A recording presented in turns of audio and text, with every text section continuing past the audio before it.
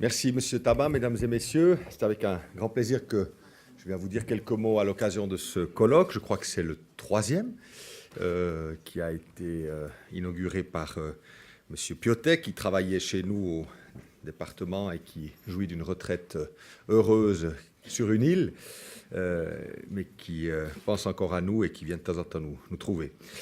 Alors, le sujet, au fond, est assez large. Prévenir l'exclusion, la stratégie vaudoise. C'est vrai qu'au fond, tout est dit dans ce titre. Notre stratégie de lutte contre la pauvreté, c'est effectivement d'essayer d'éviter que, en raison de la pauvreté, qui est un phénomène historique et ancien et probablement durable, eh bien, c'est d'essayer de faire en sorte que cette pauvreté, cette vie dans une situation économique modeste, avec peu de ressources et peu de marge de manœuvre en cas de difficulté, que cette situation-là, qui relève de la distribution des revenus, ne dégénère pas en exclusion sociale, en mise à la marge de la société, non seulement pour les personnes actives, mais aussi pour leurs enfants. C'est au fond là l'un des grands enjeux. Il faut évidemment essayer de travailler à une meilleure distribution des richesses créées pour essayer d'éviter que les inégalités s'accroissent et que certains vivent dans la pauvreté, d'autres dans la richesse extrême. C'est cette redistribution-là qui est à l'origine des politiques les plus efficaces de lutte contre l'exclusion. Mais dans la mesure où cette politique n'est pas parfaite, elle est loin d'être idéale, il y a lieu d'avoir une stratégie secondaire, au fond, de prévention de l'exclusion en atténuant la pauvreté et en essayant d'en éviter les effets excluants. Alors, c'est dans ce sens-là que nous travaillons dans mon département, avec évidemment l'ensemble du Conseil d'État et souvent un bon appui d'une grande partie des forces politiques du canton, même si parfois les débats sont vifs et les explications nécessaires. Pour autant, il y a une stratégie qui a été mise en œuvre et qui, je crois, a maintenant atteint quelques résultats et quelques avancées. Commençons peut-être par la base. L'une des constatations, l'un des phénomènes récents en termes d'appauvrissement de la population, en termes de perte de pouvoir d'achat, c'est l'évolution des situations de ménages vivant en nombreux. C'est ce qu'on appelle, d'autres mots, les familles. Ces familles, ces ménages nombreux, ces ménages avec enfants, ont perdu du pouvoir d'achat ces 20 dernières années pour plusieurs raisons. D'abord parce que deux postes du budget des ménages ont particulièrement augmenté et sont très dépendants de la taille du ménage. C'est le loyer et l'assurance maladie. Vous êtes là dans une charge qui a connu des croissances très fortes, liées à des phénomènes économiques dans le domaine du logement, l'accroissement démographique, la rareté du sol, la difficulté à construire. Donc tout ceci fait que la chose devenant rare, le taux de vacances des logements devenant faible, le coût du produit a tendance à augmenter, malgré la régulation que la ZLOCA et d'autres mouvements ont pu obtenir. Malgré cela, au fond, le prix du logement est devenu un facteur très, très important dans le ménage. Évidemment, plus on est nombreux à se loger, plus cet effet-là est sensible. Et puis le deuxième élément, c'est les primes d'assurance maladie. On en a beaucoup parlé ces dernières semaines, je ne veux pas refaire ce débat, mais force est de constater que la prime par tête, évidemment, obère forcément beaucoup plus ceux qui sont nombreux dans un ménage, avec une injustice criante, disons. On peut la corriger par les politiques de subsides de la malle, je vais en parler, mais ces subsides de la malle touchent entre 25 et 30% de la population, ce qui est, d'abord, ça ne règle pas le problème pour ceux qui en bénéficient, parce que parfois ces subsides sont modestes, et puis en plus, il y a tous ceux qui n'y ont pas droit et qui ne sont pas pour autant dans une situation d'aisance. Donc là, on est dans une... Et puis il y a enfin une autre chose, c'est que la redistribution aux salariés, comme on le sait, ne s'est pas complètement effondrée, mais elle a stagné au point que de plus en plus, deux membres du couple doivent travailler pour pouvoir faire tourner un ménage. Mais ça génère aussi d'autres frais, des frais de garde, des frais de déplacement, qui évidemment ne permettent pas que le revenu, le deuxième revenu, qui n'était pas toujours nécessaire il y a 30 ou 40 ans, que ce deuxième revenu soit entièrement disponible, puisqu'une bonne part de ce deuxième revenu est consommée par toute une série de charges qui viennent avec le fait de travailler à deux. Je dis souvent ceci pour qu'on mesure l'évolution. Je fais partie d'une génération de familles ouvrières où un salaire d'ouvrier pouvait faire tourner une famille, même un salaire d'ouvrier de quelqu'un qui n'avait même pas fait de CFC. Ça permettait quand même d'envisager de créer un foyer, de faire des enfants, de les élever, de leur donner une formation, sans trop d'angoisse, à part parfois à partir des difficultés des années 80, ça s'est un peu corsé, mais disons dans les années 60, 70, on vivait dans cette société-là où un revenu d'ouvrier pouvait permettre de faire vivre une famille. Il faut se souvenir de ça pour mesurer, disons, le chemin perdu. Bien sûr que le fait de travailler à deux dans un couple, c'est d'abord un progrès pour les femmes, qui étaient le plus souvent celles qui ne travaillaient pas de manière rémunérée. C'est un progrès, mais c'est aussi quand même le signe, ce besoin de travailler à deux, et pas seulement le choix de travailler à deux, mais ce besoin économique est aussi le signe d'une forme de perte de pouvoir d'achat des ménages avec enfants. Alors ça, c'est un phénomène, je crois, qu'il faut poser parce qu'il n'est pas toujours évident, il n'est pas toujours rappelé. On parle beaucoup des familles, chaque parti se veut le parti de la famille, on lance des idées, mais concrètement, ce phénomène-là, en 30 ou 40 ans, a connu assez peu de politiques publiques efficaces pour être corrigé.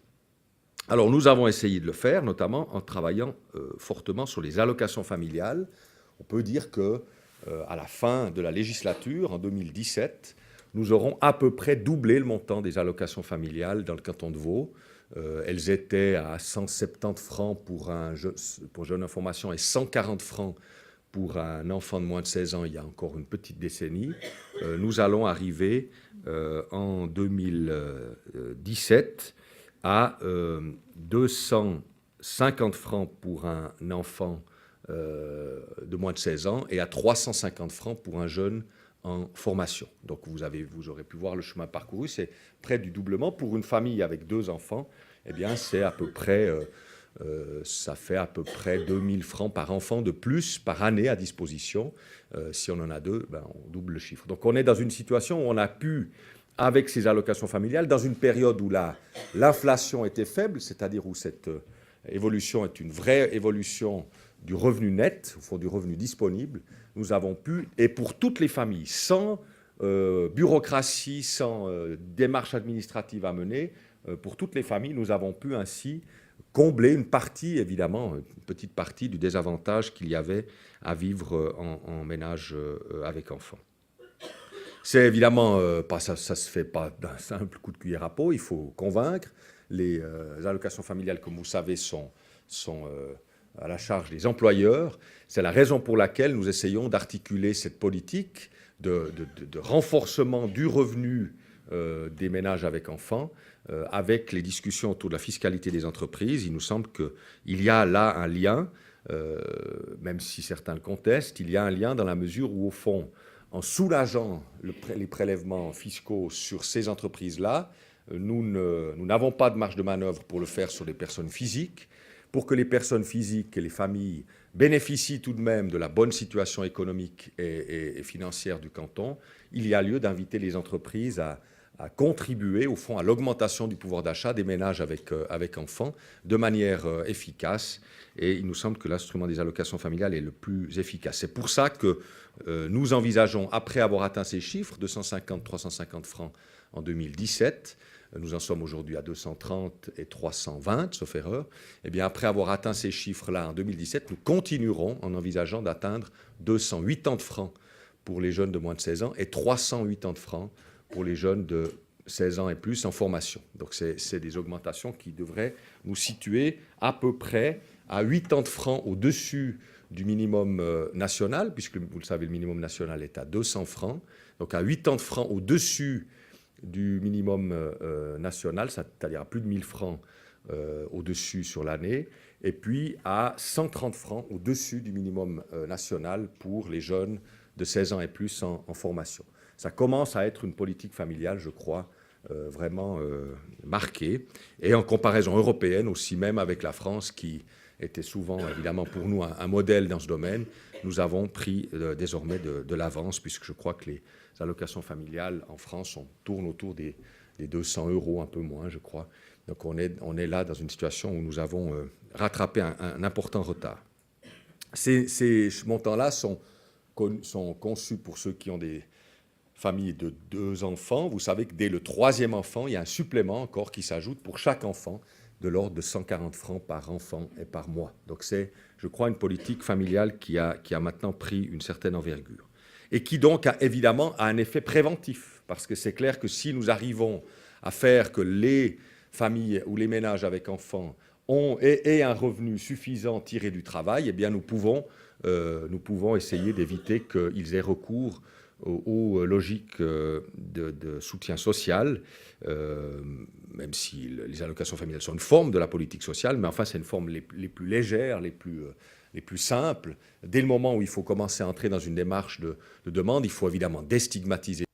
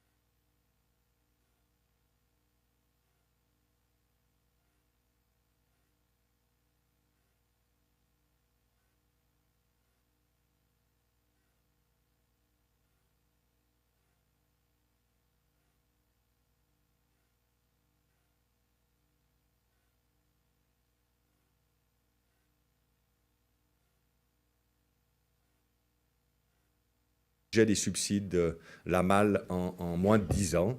Idem pour les allocations familiales. D'ailleurs, nous avons aussi à peu près doublé le budget des allocations familiales, comme je vous ai donné les chiffres. Mais en termes de volume financier, on est aussi pas loin du demi-milliard, alors qu'on était à peine au-dessus de 250 millions à peu près il y a une décennie. Donc rien qu'entre ces deux politiques, les subsides la malle et les allocations familiales, c'est près d'un demi-milliard chaque année qui partent vers les familles avec enfants, dont une bonne partie, dont la moitié de ce demi-milliard, va de manière ciblée sur les familles de conditions modestes. À ça, il faut ajouter d'autres réformes. Les bourses d'études, nous avons augmenté d'à peu près 50% le budget des bourses d'études en une seule année, au moment de la création du projet Forjad. Le budget des bourses d'études était autour de 35 millions à peu près. Il est passé à 55 millions. Donc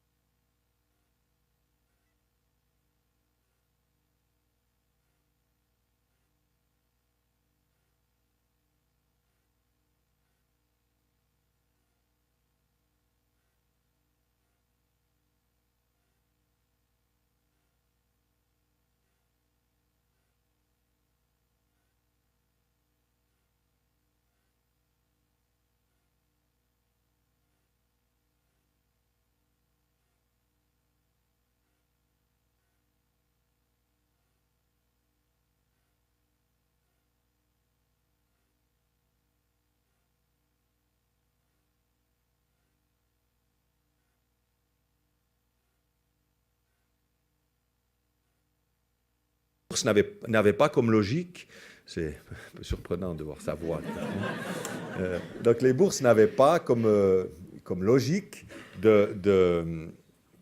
de prendre en compte les besoins d'existence. C'était essentiellement une couverture des besoins et des frais de formation. C'est comme ça qu'était conçu le régime des bourses. Alors, il y avait sans doute une logique là derrière, mais quand même, ça défraye beaucoup le bon sens que de dire à quelqu'un, si tu ne fais rien, on te donne 2000 francs par mois, mais si tu te formes, eh bien, tu as droit au 10e de ce montant, comme aide publique. Alors, nous avons mis en évidence cette incohérence, au fond, et ainsi essayer de trouver un compromis pour faire en sorte que l'aide publique à un jeune qui se forme ne soit pas inférieure à celle d'un jeune qui est en situation d'aide sociale. Nous avons obtenu une évolution qui fait que, essentiellement, ce sont les bourses qui ont monté, parce qu'évidemment, on aurait aussi pu baisser massivement les normes d'aide sociale.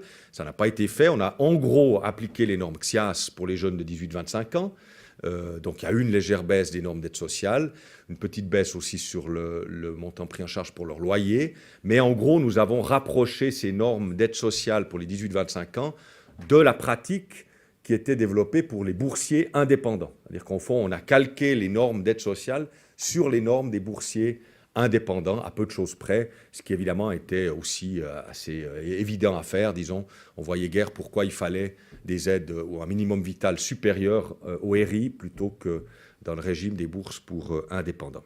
Donc c'est ce qui a été fait du côté de l'adaptation des normes d'aide sociale. Mais alors de l'autre côté, les bourses pour étudiants dépendants de leurs parents, ce qui est l'écrasante majorité des boursiers, ont été adaptées, indexées au fait que elles doivent prendre en compte non seulement les frais de formation, mais aussi l'existence. Et donc, on a eu des bourses dépendants qui étaient plafonnées à 170 francs, qui sont de monter à 500, 600, 700 francs par mois, avec des familles qui ont aussi eu une augmentation très sensible des aides publiques.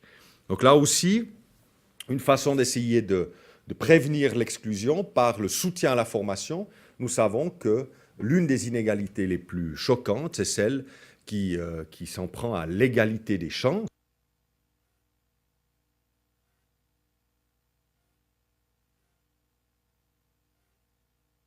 Partie plus importante dans mon discours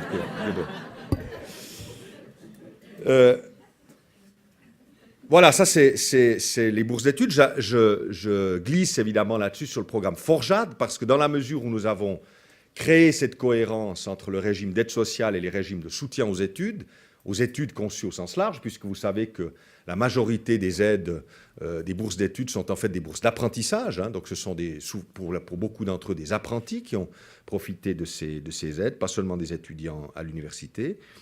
Eh bien, je peux parler d'un petit mot de Forjad que vous connaissez, juste vous donner les chiffres. Donc, nous en sommes maintenant à 543 jeunes qui ont obtenu un certificat fédéral de capacité, un CFC, 543 jeunes depuis le début du projet. Et nous avons environ 2000 jeunes qui sont passés par ce programme. Une bonne partie d'entre eux, évidemment, sont encore en formation, puisque ces formations durent, comme vous le savez, de 3 à 4 ans. Donc, nous avons une perte, disons, des jeunes qui quittent le programme sans avoir obtenu de CFC, qui est de l'ordre de 25 à 30% au début du processus, avec la première volée, où les pronostics les plus favorables envisageaient qu'après 3 mois, nous aurions encore 50% des jeunes dans le programme, dans la formation. On considérait que les difficultés sociales, psychologiques et autres que vivaient ces jeunes feraient que, soumis au rythme, à l'intensité du rythme d'une formation professionnelle en entreprise, au fond, une bonne moitié d'entre eux auraient posé les plaques après 3 mois. Ce n'est pas du tout ce qui s'est passé. Il est vraiment à déplacer sur le taux de réussite au CFC dans les délais requis par la formation. Donc, c'est 2000 jeunes à peu près qui sont sortis de l'aide sociale, qui sont passés du statut au fond, de bénéficiaires de l'aide sociale à des statuts de boursiers, des statuts de jeunes en formation, et 543 CFC. Nous savons que dans les 3 mois qui suivent l'obtention du CFC, la moitié de ces jeunes trouvent un emploi. Donc, le taux de retour vers les régimes d'aide sociale est très, très faible. Ça, c'est les jeunes, les familles. Vous avez aussi évidemment entendu parler des PC familles, des prestations complémentaires pour familles. Là aussi, un petit mot sur les chiffres actualisés. En ce moment, nous avons 2600 familles bénéficiaires des PC Familles et 470 personnes bénéficiaires de la rente-pont, ce qui fait donc 3100 ménages aidés par ces deux nouveaux régimes sociaux au total, donc 2650 pour les PC et 470 pour les rente-pont, donc 3100 ménages aidés par ces deux régimes, ce qui fait près de 10 000 personnes. Quand vous savez que nous avons environ 24 000 personnes à l'aide sociale, vous voyez que ces deux nouveaux régimes qui ont à peine 3 ans ont déjà, en 3 ans, au fond, apporté une aide à un public qui correspond à peu près 40% de ceux qui sont à l'aide sociale. Donc il y a une vraie montée en puissance de ces deux régimes sociaux et nous sommes convaincus que c'est une des bonnes explications de la stabilisation, voire même de la décrue du nombre de ménages à l'aide sociale, puisque cette année, 3 mois de suite, pour la première fois depuis 10 ans, nous pouvons constater que sur les 3 derniers mois ramenés au mois de prestation, donc des statistiques fiables, eh bien, nous avons moins de bénéficiaires de l'aide sociale en chiffre absolu sur les mois de mai, juin, juillet, que nous n'en avions à la même époque l'an passé. Donc on peut dire que la courbe est enfin cassée, qu'elle repart timidement encore, mais elle repart tout de même vers le sens inverse de ce qu'elle a connu depuis une bonne décennie. Donc ça ne veut pas dire qu'il y a moins de politique sociale, ça ne veut pas dire qu'il y a moins de gens aidés, mais il y a des gens qui sont aidés dans un régime beaucoup plus léger, moins stigmatisant tout de même s'il faut lutter contre l'effet stigmatisant d'être à l'aide sociale. Il n'y a pas de honte à avoir à demander l'aide sociale. N'empêche que dans la société, au fond, je crois que d'être au bénéfice d'une prestation complémentaire, ça, c'est une autre réalité. C'est évidemment un suivi plus léger, c'est forfaitaire, votre budget est analysé une fois par année et c'est conciliable avec un revenu, c'est-à-dire qu'il faut évidemment être dans une activité lucrative pour s'en sortir. Donc ces régimes-là démarrent après un début timide, mais enfin commencent à vraiment atteindre les chiffres que nous attendions. Nous pensions que ça pouvait aller jusqu'à 6 000 ménages au total. Le rythme de croissance fait qu'on peut imaginer que ce chiffre ne soit pas très très faux, mais il faut probablement encore 2 ou 3 ans. Ce n'est pas un but, hein, c'était un pronostic. On ne s'est pas fixé ce chiffre comme but, mais je crois qu'on est en tout cas dans une perspective où ces deux régimes s'installent bien. Il va falloir peut-être encore travailler à les articuler mieux avec d'autres régimes qui existent, qui étaient plus spécifiques. Je pense à l'aide au logement, les différentes aides dès la naissance de l'enfant.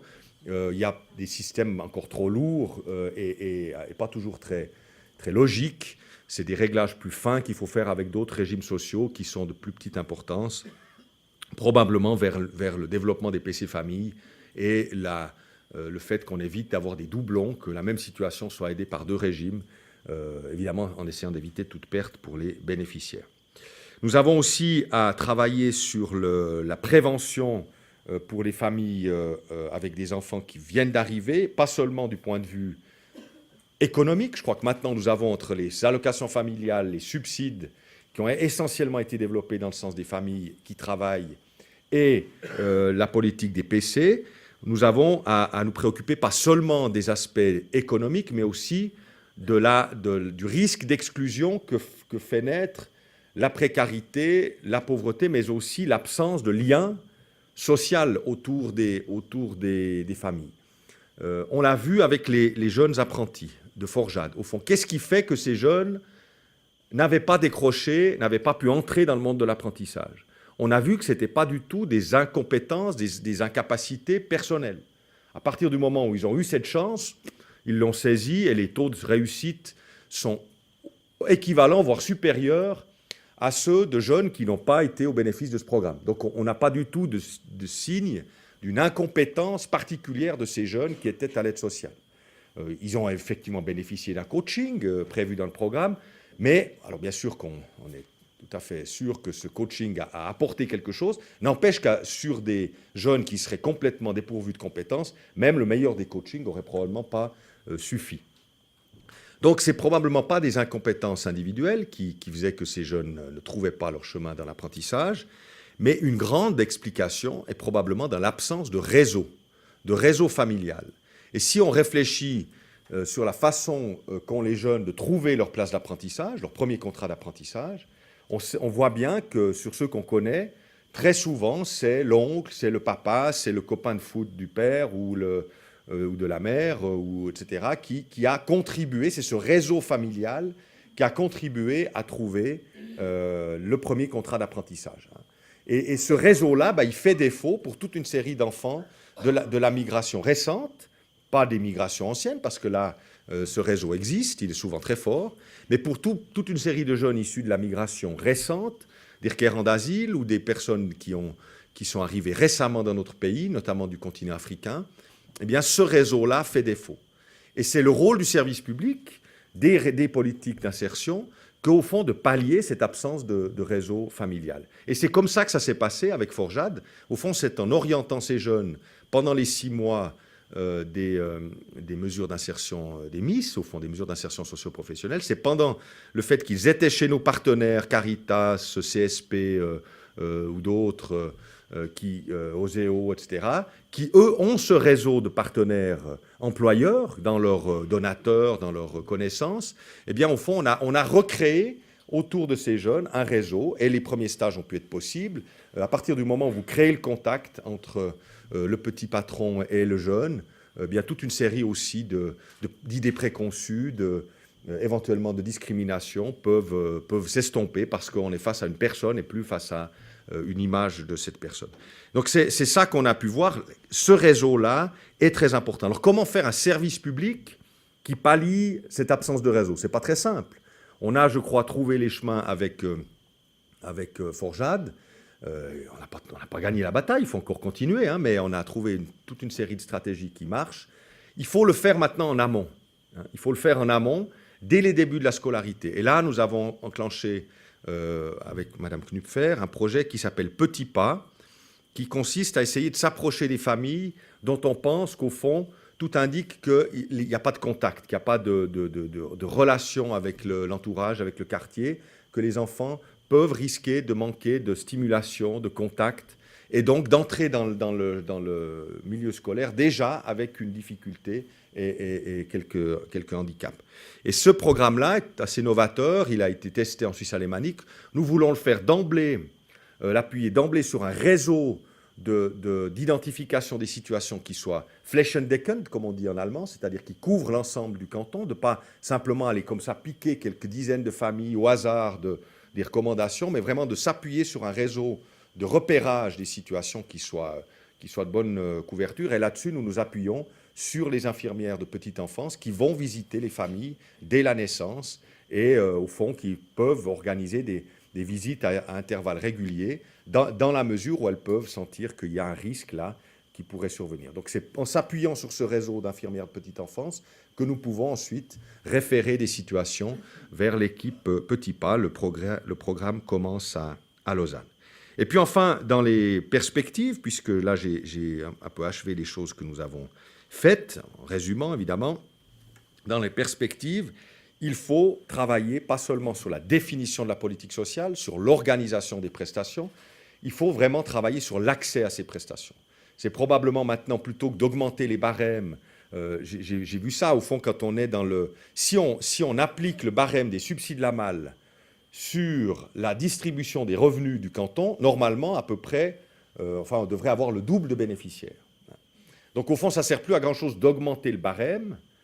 Il faut déjà s'assurer que ceux qui sont dans le barème et qui pourraient avoir droit à ces aides, au fond, sachent qu'elles existent et puissent en bénéficier. Idem pour les prestations complémentaires AVS ou famille.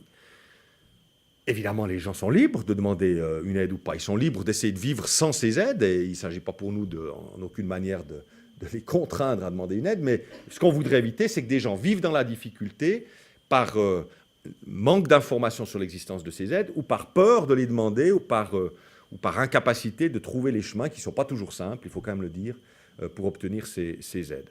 Donc c'est là qu'on a du travail à faire et nous essayons de trouver un chemin avec une réorganisation de notre dispositif d'agence d'assurance sociale.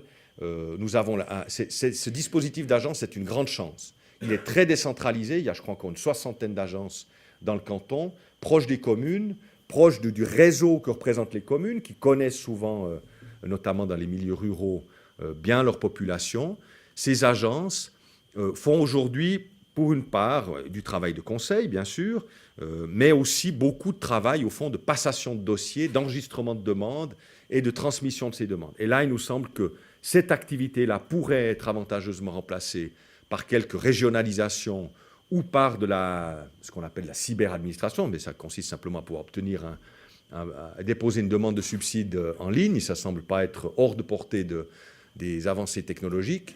Donc d'essayer de progresser là-dedans pour éviter que les agences soient, au fond, cantonnées à ces fonctions-là et qu'on utilise ce réseau vraiment pour faire, au fond, depuis ces lieux, des lieux de contact, de démarche auprès des personnes en difficulté qui pourraient leur être référées par les associations, par les municipalités, pour essayer vraiment de sortir du bureau, d'aller voir les gens,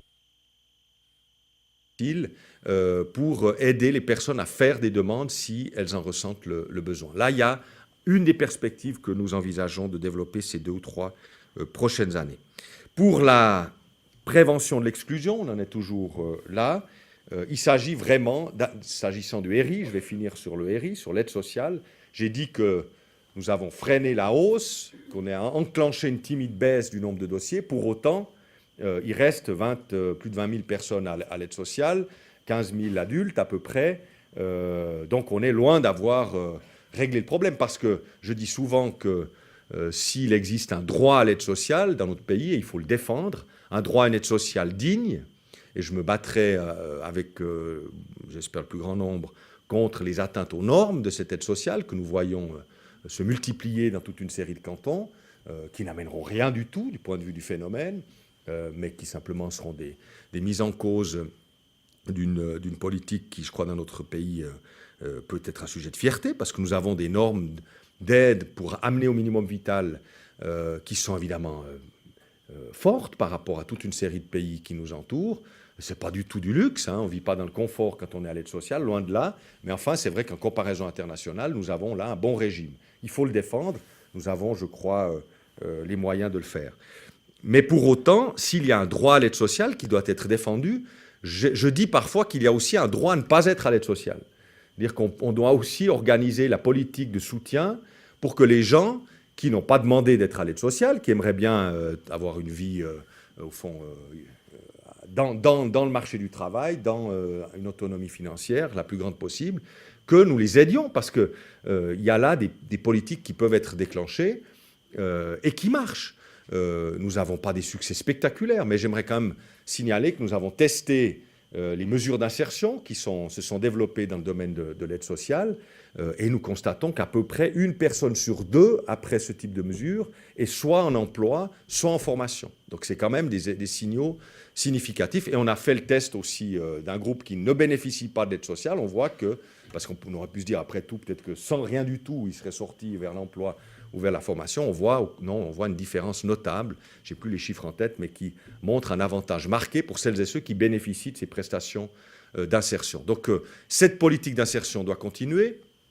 Nous avons investi, je signale juste, qu'il y a 10 ans, le budget de l'insertion au bénéfice des personnes ORI non orientées vers un ORP était de 1 million de francs pour le canton, consommé à 50%, et que nous en sommes maintenant à 30 millions consommés à 100%.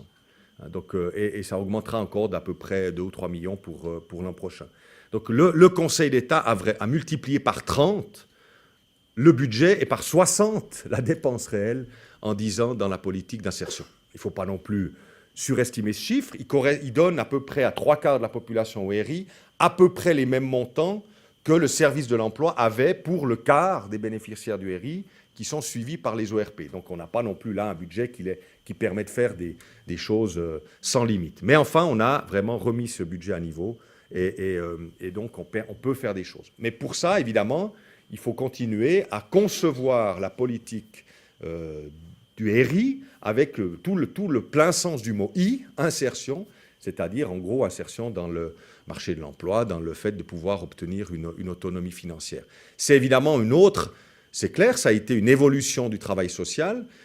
Ça n'était pas forcément ce qui était attendu des assistants sociaux dans les CSR il y a encore 10 ou 15 ans. C'est une évolution qui s'est passée par toute une série de partenariats. Mais il faut maintenant aller au bout de la logique et mieux articuler le travail des ORP et le travail des CSR. C'est vraiment là, je crois, encore la grande lacune organisationnelle que nous avons. Les ORP qui sont censés s'occuper des gens aptes au travail, mais qui appliquent des critères d'aptitude au travail qui sont des critères lacis et qui font, au fond, qu'après 2 rendez-vous manqués, on est réputé inapte au travail, comme si le fait de manquer de rendez-vous rendait inapte au travail. Enfin, c'est une sorte de logique administrative, mais les mots n'ont pas de sens. Enfin, on ne peut pas dire que parce qu'on a manqué de rendez-vous, on n'est pas capable de travailler. Puis enfin, un régime dit d'insertion qui ferait pleuvoir les décisions administratives d'inaptitude, on peut quand même dire qu'il y a mieux comme cohérence. Disons, c'est clair que si on est dans l'insertion, on ne doit pas aussi simplement considérer que des gens sont incapables de travailler. Et dans ce sens-là, il faut revoir ce travail. Nous avons un projet pilote à Lausanne pour essayer de trouver un lieu où travailleront ensemble des conseillers ORP, des assistants sociaux, pour que la personne qui est dans une situation de recherche d'emploi, et pour ça, il faut faire des critères d'accès très, très bas, c'est-à-dire en gros la personne qui n'est pas malade, qui n'a pas un certificat valide d'incapacité de travail, cette personne-là est sous réserve des jeunes pour qui nous voulons continuer à garder la stratégie Forjad.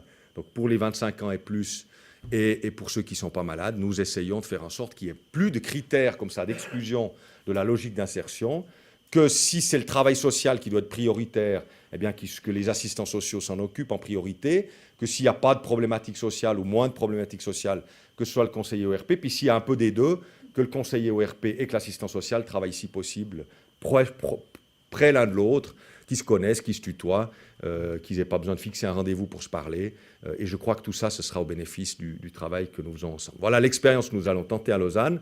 Si ça marche, eh bien évidemment, nous tâcherons de trouver les moyens de généraliser cette approche. Voilà ce que nous essayons de faire, ce que nous avons fait, les enjeux pour le futur, l'accessibilité, mieux positionner l'insertion et les professionnels qui s'en occupent dans le RI, et puis essayer de travailler en amont de l'exclusion auprès des plus petits pour véritablement donner toutes ces chances à tous les habitants de notre canton. Merci beaucoup pour votre attention.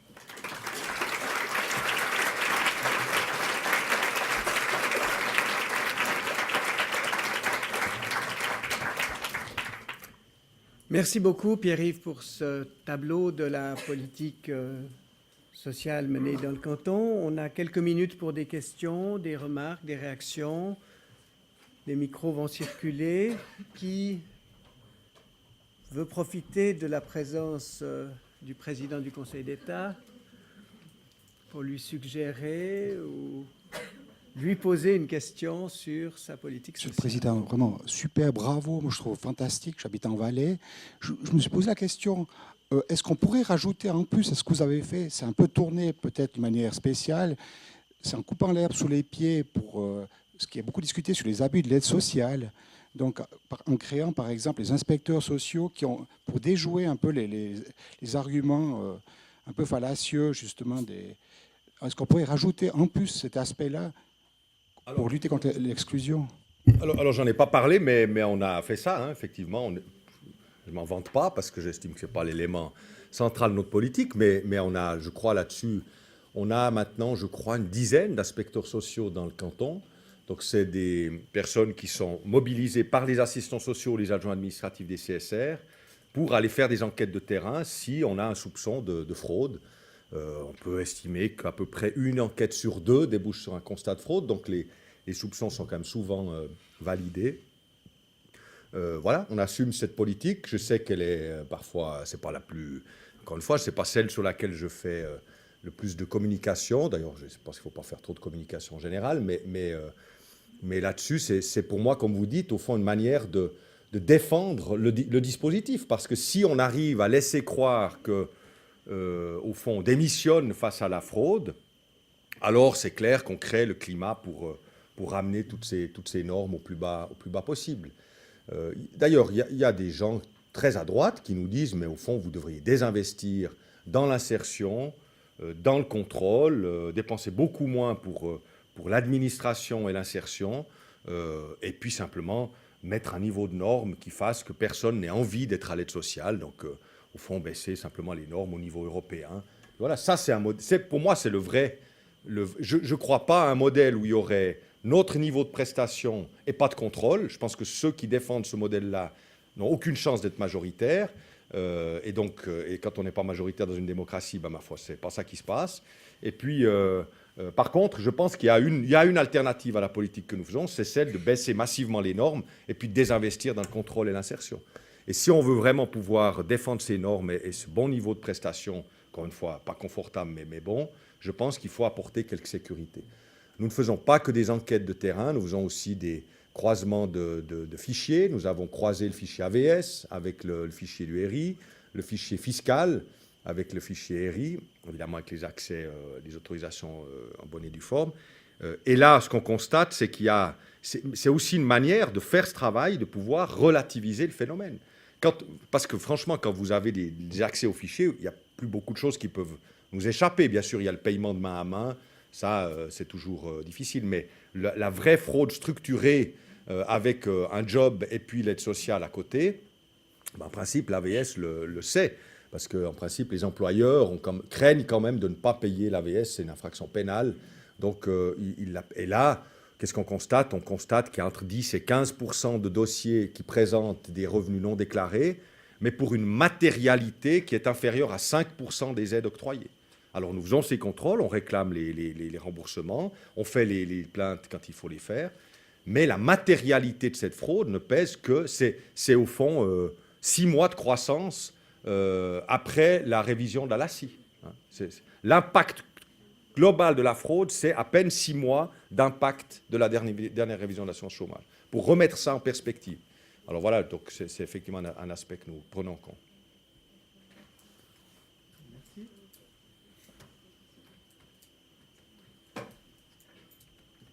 Monsieur Maillard, j'aimerais savoir si pour vous, prévenir l'exclusion, ça inclut aussi les gens qui sont dans l'endettement et quel est le programme ou les prévisions du canton pour lutter contre l'endettement? Oui, là aussi, j'en ai pas parlé, parce que je n'arrivais pas à dire tout, mais on a donc un programme de prévention de l'endettement ou de lutte contre le surendettement qui passe par des modules d'information à l'école, dans les gymnases et les écoles professionnelles, où on essaye de préparer les jeunes à devenir des gens qui géreront un budget. Au fond, on n'avait jamais tellement pensé à ça, mais c'est vrai que tout à coup, gagner un revenu, savoir déjà qu'on va devoir payer des impôts sur ce revenu, donc rien que cette information-là, savoir les risques liés au leasing, enfin tout ça, ça exige quelques formations et elles sont dispensées depuis quelques années maintenant dans les gymnases et les écoles professionnelles. Nous avons des partenaires, le CSP et Caritas, qui nous aident à gérer les situations de surendettement par des entretiens. Il y a une ligne téléphonique qui est là en cas de difficulté et d'urgence. Et puis nous allons, je peux vous l'annoncer, c'est un petit scoop, je ne crois pas que ça a été publié, nous allons pouvoir faire comme le canton de Neuchâtel, un fonds de désendettement, c'est-à-dire avoir un fonds de quelques millions, pas tant que ça, mais un petit peu, qui permettra donc de substituer à des prêts commerciaux, des prêts de ce fonds, à un taux évidemment beaucoup plus bas, pourvu qu'il y ait quand même un abandon de créance du créancier. Évidemment, on ne va pas simplement venir au secours des prêteurs, enfin que je ne qualifierais pas, mais des prêteurs. On ne va pas simplement venir là. Il faut aussi qu'ils assument de temps en temps des pertes. Et donc, le but, c'est qu'on négocie un abandon de créance et qu'ensuite, on entre dans un plan de remboursement pour la personne. Donc ça, c'est l'outil qui nous manquait pour avoir une politique de soutien au désendettement un peu plus efficace. Une dernière question. Oui, bonjour. Voilà, je voulais juste réagir par rapport à ce que vous disiez par rapport au groupe pilote AS-ORP. Moi, je travaille au CSR de Lausanne, donc on a été informés. Et puis, je profite de l'occasion pour vous dire que j'étais un petit peu déçue parce que ce projet est louable. Je pense qu'il peut être positif. Par contre, on en arrive toujours au même problème, c'est-à-dire les assistants sociaux sont surchargés, une fois de plus. Il y a beaucoup trop de nombre de dossiers qui vont être attribués aux assistants sociaux. Et puis, l'objectif, c'est donc de mieux collaborer avec les conseillers ORP, évidemment, mais aussi d'aider les personnes à sortir de leurs difficultés sociales. Et si, une fois de plus, on a beaucoup de dossiers, ça veut dire moins de temps, ça veut dire moins de rendez-vous à disposition des gens. Et puis, je pense qu'à terme, ça ne sera peut-être pas efficace pour nous, les assistants sociaux, peut-être plus pour les conseillers ORP, qui, eux, ont vu drastiquement leur nombre de dossiers diminuer. Ouais. Voilà. Et je pense que c'est très bien, mais pourquoi pas réfléchir que aussi notre nombre de dossiers diminue, en tout cas dans cette unité pilote, et pas nous resurcharger, parce que moi j'arrive au même nombre de dossiers qu'à 100%, et c'est extrêmement démotivant de devoir retravailler comme ça. Alors, j'ai eu quelques échos de cette répartition. Je ne veux pas parler à la place des employeurs, hein, puisque nous avons apporté un financement et une stimulation pour ce projet, mais après, c'est l'affaire de la ville de Lausanne qui va faire collaborer 2 de ses services et qui fait les choix d'engagement du personnel. Nous, on n'a pas imposé de quotas de professionnels d'un bord ou de l'autre. Un mot quand même, je crois qu'il n'y a pas eu un grand volontariat des assistants sociaux. Bon. Donc évidemment, si personne ne se porte volontaire, ça donne à la fin un effectif qui n'est pas forcément celui que vous souhaitez. Puis la deuxième chose, évidemment, ce que nous visons là, c'est les gens qui sont, au fond, il faut voir les choses, il faut comparer par rapport au taux d'encadrement en assistants sociaux dont bénéficie aujourd'hui le public suivi par les ORP. C'est ce public-là dont on parle. Et ce public-là, il est en train de baisser, d'ailleurs, comme peau de chagrin.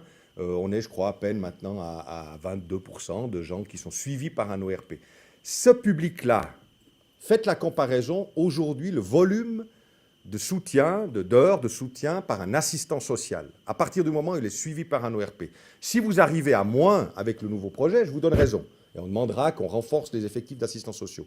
Mais je doute que vous arriviez à moins. Donc le but, c'est d'avoir une prestation. On ne peut pas comparer par rapport aux 100% du public au RI. On ne peut comparer que par rapport à ceux qui sont suivis par les ERP. On doit avoir un peu plus de prestations sociales parce que notre but, justement, c'est qu'il y ait plus que ces 22% qui bénéficient des prestations des ORP.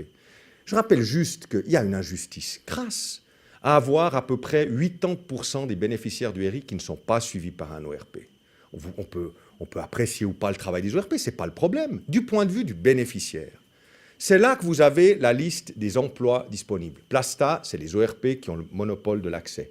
Donc le bénéficiaire RI qui n'est pas suivi par un ORP n'a pas accès à Plasta. Vous avez, je l'ai dit, 30 millions de budget d'insertion pour les bénéficiaires suivis par les ORP, pour 22% du public, et vous avez la même somme pour 80% du public. Donc il y a une intensité dans les mesures de placement qui est beaucoup plus faible. Donc cette injustice-là, il faut la corriger parce que je suis convaincu que les 80% qui ne sont pas suivis par un ORP ne sont pas inaptes au travail. Je pense que ce serait une insulte que de le leur dire.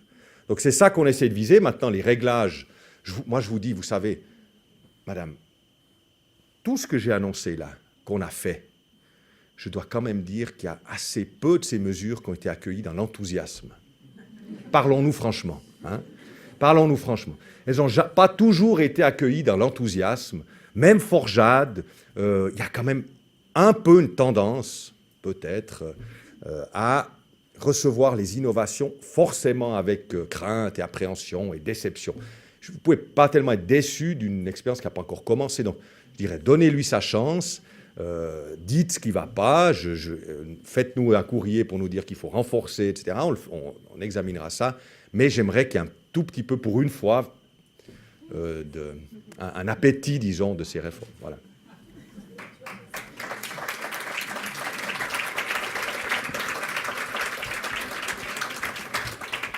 Bien, merci encore pour cette contribution. On va passer à la